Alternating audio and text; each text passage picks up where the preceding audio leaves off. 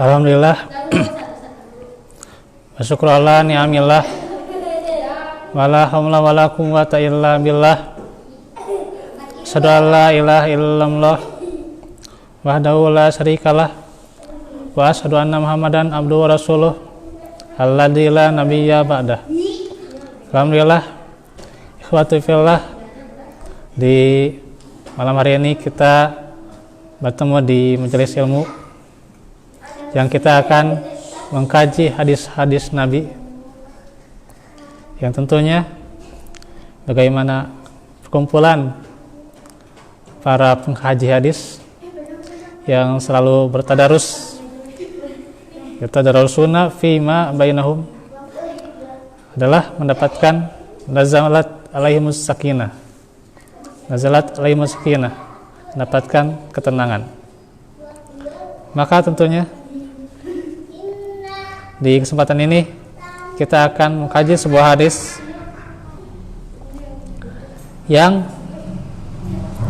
asalnya dari seorang penduduk Madinah.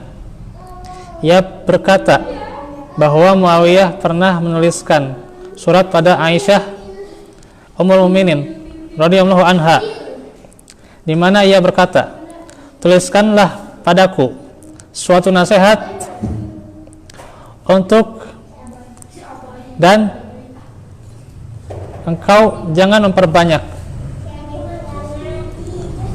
Aisyah radhiyallahu anha menuliskan pada Muawiyah, "Salamun alaikum, keselamatan semoga tercurahkan untukmu. Amma ba'du, aku pernah mendengar Rasulullah sallallahu alaihi wasallam bersabda, barang siapa yang mencari ridho Allah saat manusia tidak suka, maka Allah akan cukupkan dia dari beban manusia. Barang siapa yang mencari ridho manusia namun Allah itu murka, maka Allah akan biarkan dia bergantung pada manusia." Hadis riwayat Tirmizi. Di lafaz Ibnu Hibban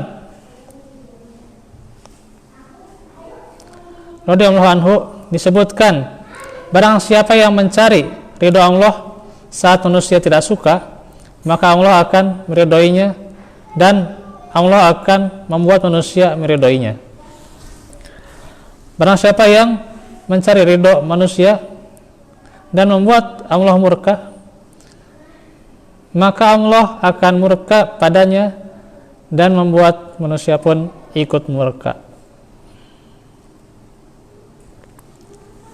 Ini adalah sebuah hadis yang mestinya kita resapi sebagai hamba Allah yang mesti terus-menerus istiqomah mencari keikhlasan, ya, kepada Allah Subhanahu wa taala. Karena di dunia ini kita itu bukan mencari pembuktian, ya.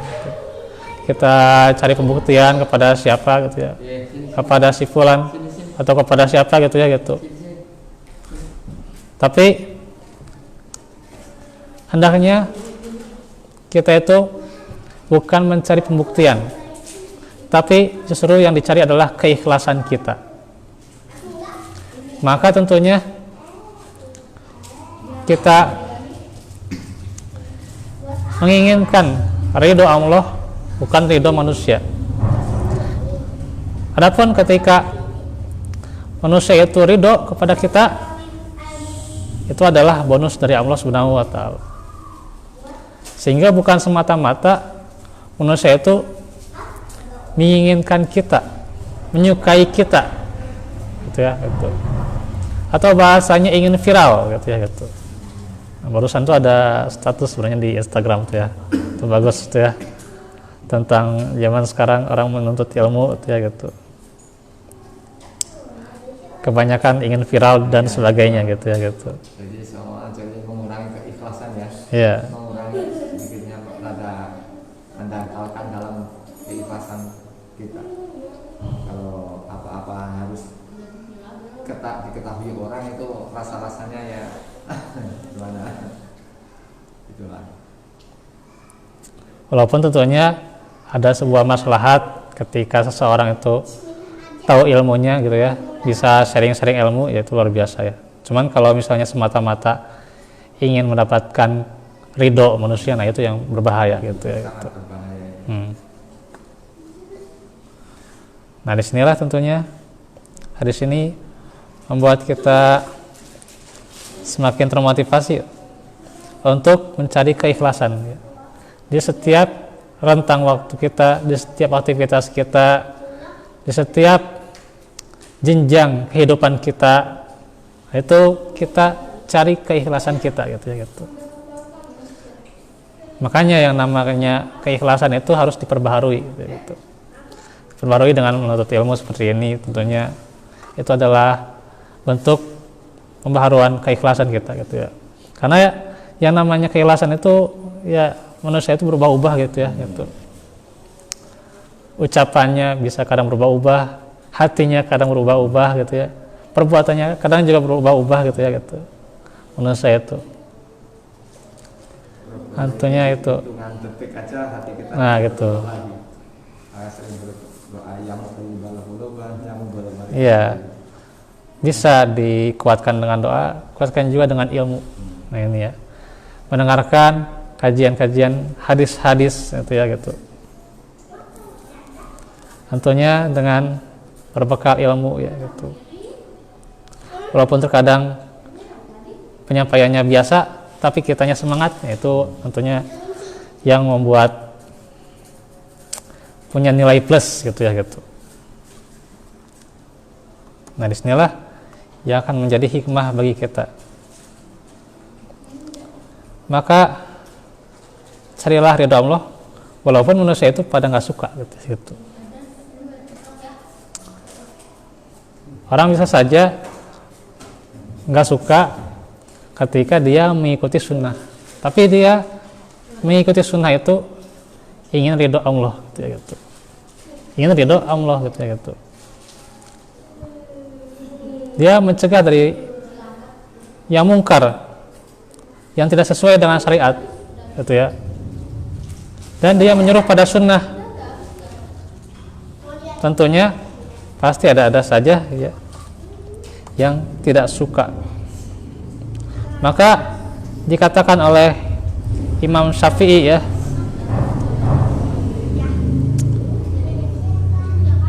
setiap orang itu pasti ada yang mencintai dan ada yang membenci.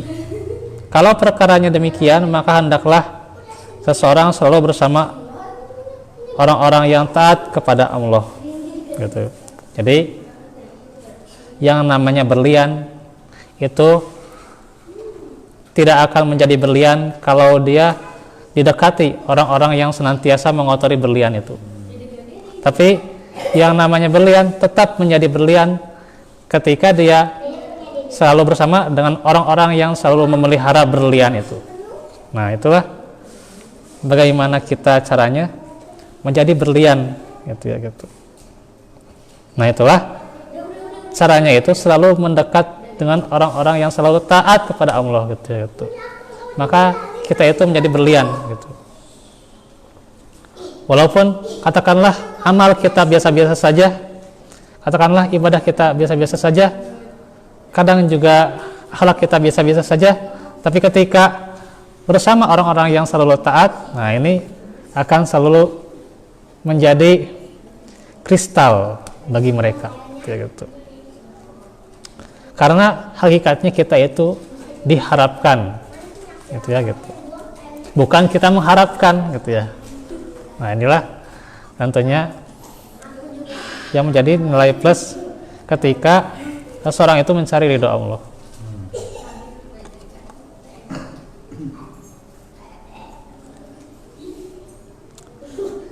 Di sini bagaimana kita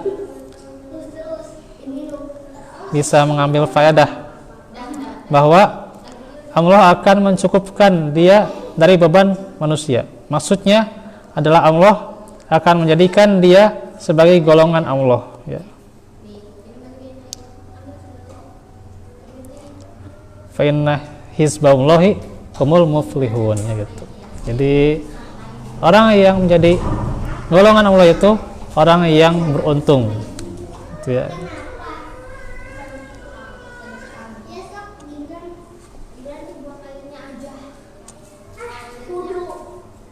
Dan Allah tidak mungkin menyengsarakan siapapun. Tidak mungkin Allah menyengsarakan seseorang ketika dia mencari ridho Allah. Gitu. Sebuah kisah yang patut kita ingat-ingat gitu ya gitu. Para sahabat itu ya, dengan susah payahnya mereka menuntut ilmu, walaupun terkadang mereka susah makan, susah buang air. Bahkan para ulama sampai menuntut ilmu itu meminum air kencingnya sendiri gitu ya, jijik gitu ya gitu.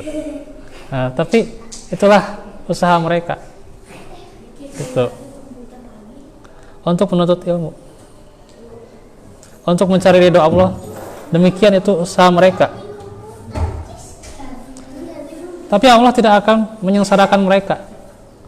Begitu susah payahnya mereka, tidak akan Allah sengsarakan gitu. Jadi bukan yang menjadi penghalang ya kesulitan dalam itu. Bagi dia tidak menjadikan suatu mudorotan, justru tambah semangat atau menimpa itu.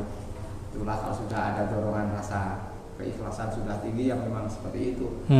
Tapi kalau iman kita lagi bagus, lagi menurun, apalagi kita gitu kan, boro-boro di di speaker di ini tinggal pada nggak datang, kamu datang.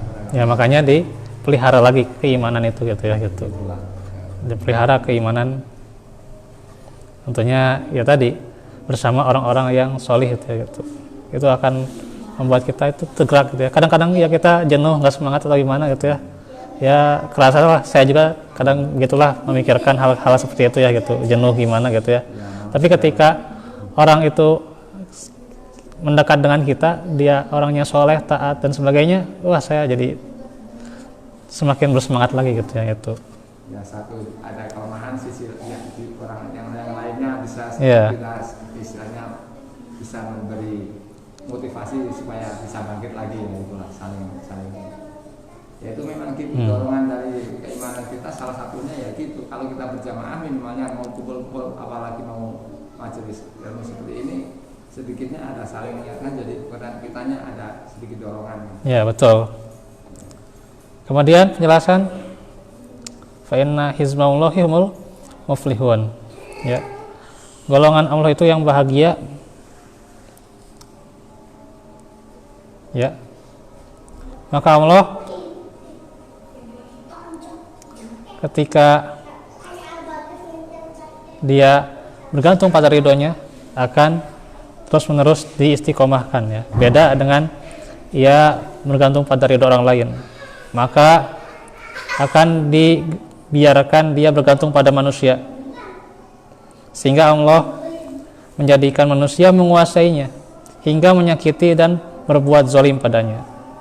Nah, faedah dari hadis Aisyah yaitu wajibnya takut kepada Allah dan mendahulukan ridho Allah daripada ridho manusia. Faman kana yarju liqa rabbih falyamal amalan sholihan wala yusrik, yaitu. Jadi dahulukan ridho Allah ya gitu. Tidak boleh menyekutukannya. Kemudian selanjutnya adalah menunjukkan akibat dari orang yang mendahulukan ridho manusia daripada ridho Allah, yaitu akan dikuasai oleh manusia. Orang yang mendahulukan ridho manusia itu dia akan dikuasai gitu. Semakin dia terombang-ambing dalam ridho manusia, dia terus dikuasai oleh mereka gitu ya gitu. Tidak sadar gitu ya gitu. Secara tidak sadar dia sudah dikuasai gitu ya gitu. Bahkan ditipu daya gitu ya dan sebagainya. Dengan apa? Ya dia mencari ridho manusia. Nah itu akibatnya. Kemudian juga kewajiban tawakal dan bersandar kepada Allah. Maka seseorang itu harus menjadi orang yang senantiasa tawakal agar Allah ridho. Yang keempat, akibat yang baik bagi orang yang mendahulukan ridho Allah walau orang itu tidak suka, dan akibat buruk bagi orang yang mendahulukan ridho manusia dan ketika Allah itu murka. Nah itu untuk hadis yang bisa kita bahas pada malam ini. Walafu minkum Barakallahu fikum. Rabbana atina min ladunka rahmah wa hayyi lana min amrina rashada. Wa hab lana min azwajina wa dzurriyyatina qurrata a'yun waj'alna lil muttaqina imama. Assalamualaikum warahmatullahi wabarakatuh.